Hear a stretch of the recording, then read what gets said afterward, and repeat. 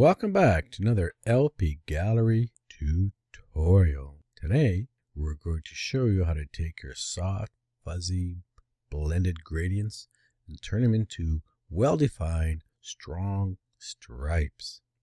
Now here we have two sets of shapes. You're using the rounded rectangle, and each one has a different fill type applied to it. So we have the linear gradient, radial, rectangular, and path. And we have the same thing here. Now, if you compare the two, you can see that using the stripes, the pattern is a little stronger and it's not as undefined as it is here. So stripes can be very effective in helping you define your shape. Now, let's take a look down here. Here we have 4 different drawing shapes. Now, the stripes work particularly well with the path. Now, unfortunately, the path does not work with all shapes. So here's a classic example. Here's an arrow shape. Now you would expect a path to follow that like it does here, but it actually doesn't. By default, the path will not follow the shape of the arrow. It will default to the radial shape as you see here. But you can trick them. So if you want to use a shape that doesn't use the path, we will show you how to trick it into using the path. Not only can you create stripes that define the shape, but there's some special effects you can apply to them. Here's a classic example. Here we have 2 heart shapes.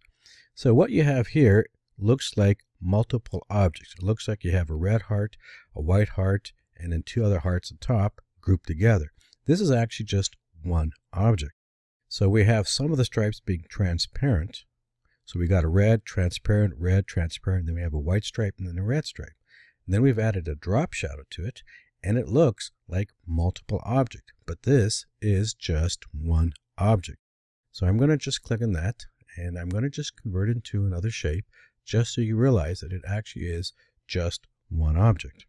Now here we have the heart shape again, and we're doing a combination of sharp defined stripes plus nice soft blends. So you can do a lot of combinations like this and get a lot of different effects with it. So the stripes are just another method of applying the gradient and providing a different kind of design element to your drawing shapes.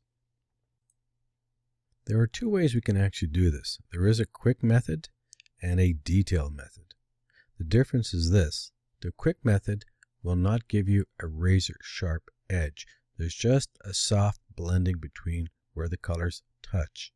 The detail method will give you a razor sharp edge. Now, if you're using PowerPoint 2007 or PowerPoint 2010, you will have to use the quick method. If you're using PowerPoint 2013 or newer, you can use either method. So basically it comes down to whether you need a really sharp edge or not. And you really only notice that if you take your object and make it really, really big. In this example, we're going to create a 2-colored stripe, a red and blue stripe. Now, we have 2 stops. We have the first one and the last one. Now, the first and last stop are unique. They only require 1 stop. All the other colors, all the other stripe colors in between will require 2 stops, a start color and a stop color. These only require 1. So what I'm going to do is just put them as close together as I want. Now where you want the stripe is up to you. If I want a 50-50 split, then I'm going to click here and I'm going to go to my position and I'll just dial 50. I'll click on my blue one. I'll go to my position and I'll dial 50. And you have 2 colored stripes with a very sharp edge.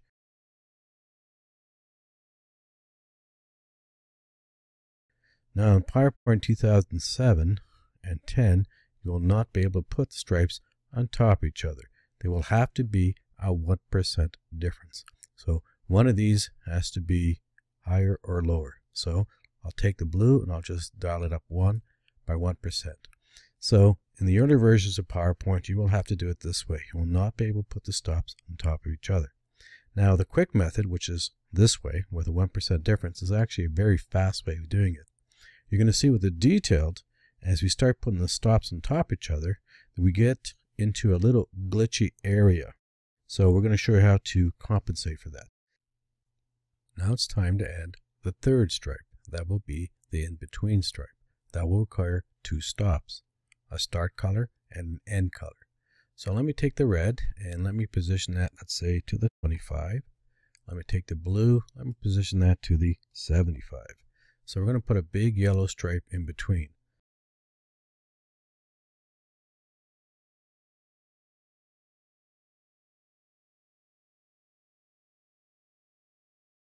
So I'm going to click and add 2 stops, and I'm going to make them both yellow.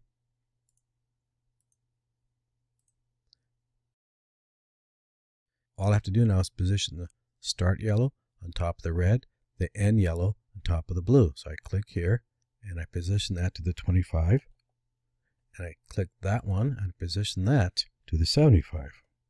And you get that. There's your 3 stripes.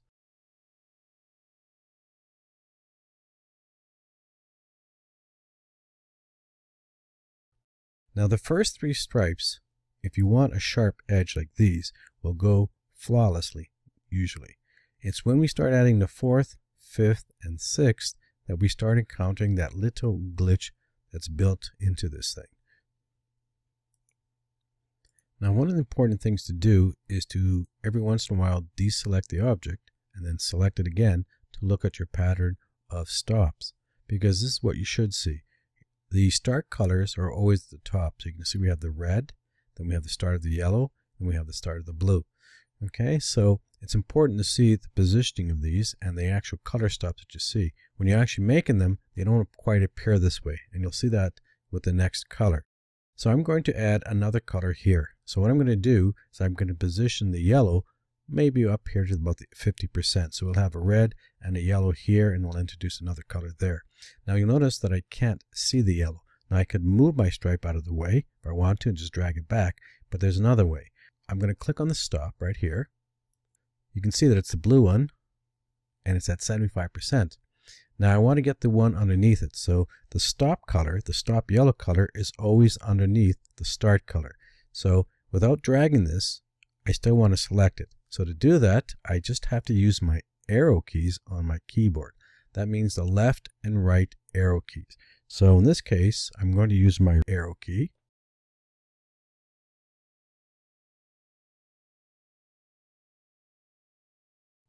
And when I do that, even though I can't see that stop, it's telling me I have the yellow stop. So when you start adding multiple stops directly on top of each other, you will only always see the top one, which is the start color. You'll never see the end stop. So you have to use your arrow keys to navigate through it. So now I'm going to just position this at the 50%. Okay, so we have a red, yellow, and of course we're going to have the gradient blend between the yellow and the blue. So here's where we're going to add another color. So again, I'm going to click my 2 stops right here, and let's say I'm going to add a dark purple. Start, and I'm going to click here, and I'm going to stop.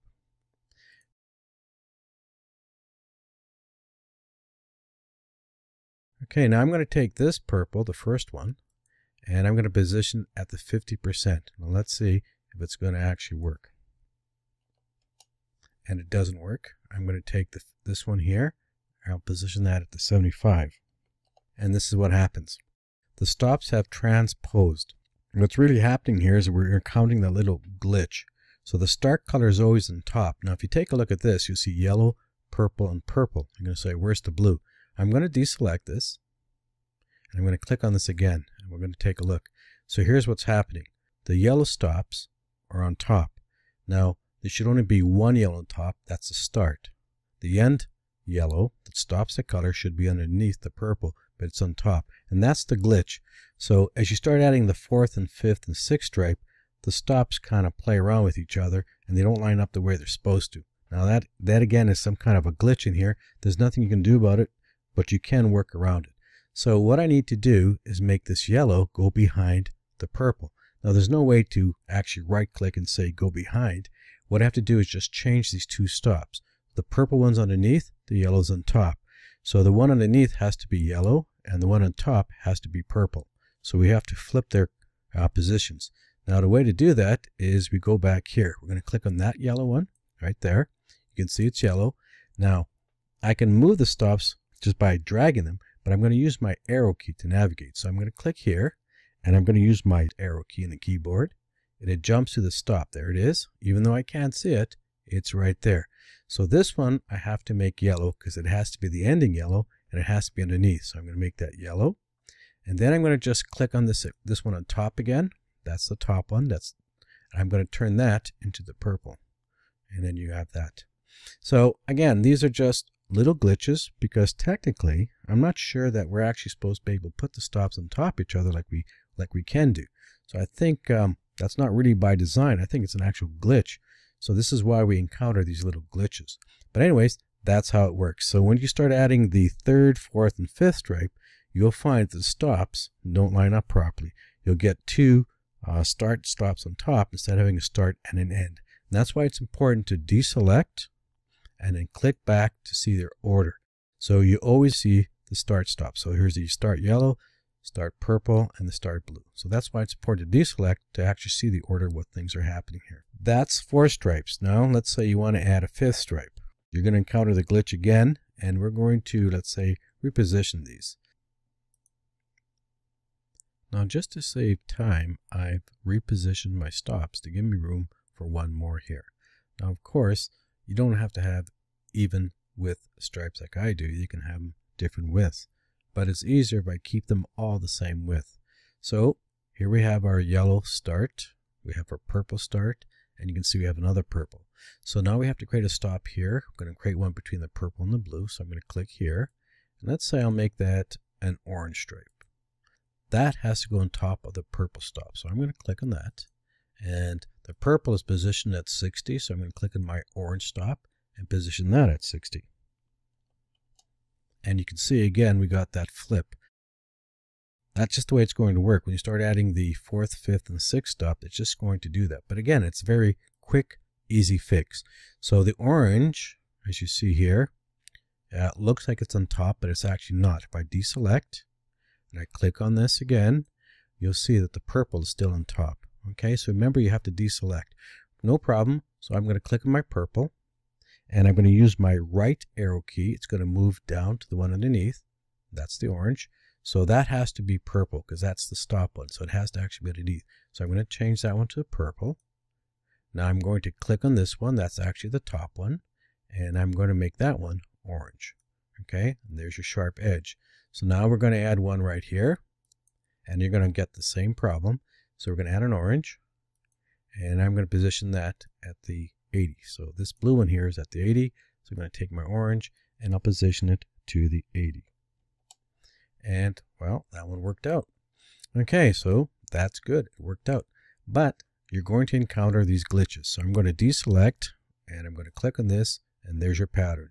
Start, start, start, start. So you can see it yellow, purple, orange, and blue. The red, of course, you're not going to see because it's underneath that and there was only one stop.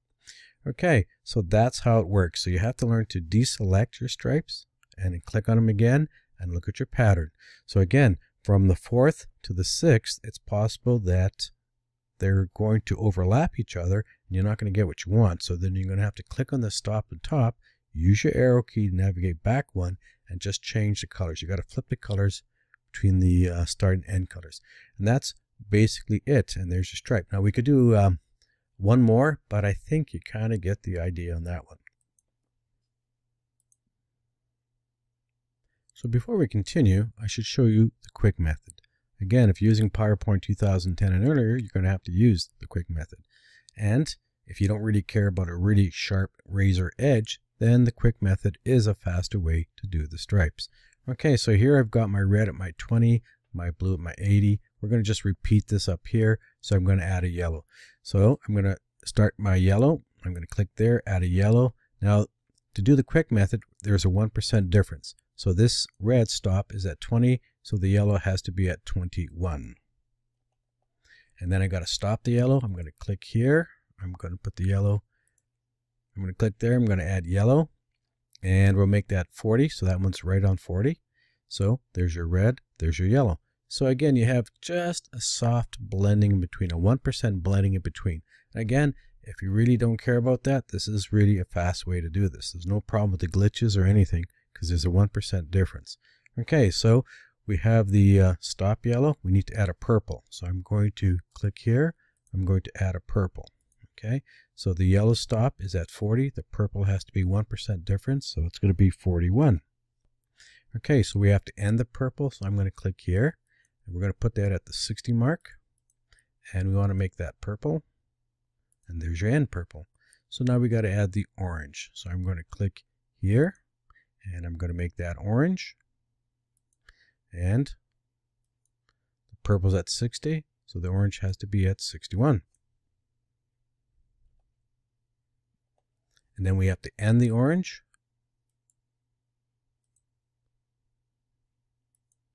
Now the blue is at the 80, so the orange has to be at 79.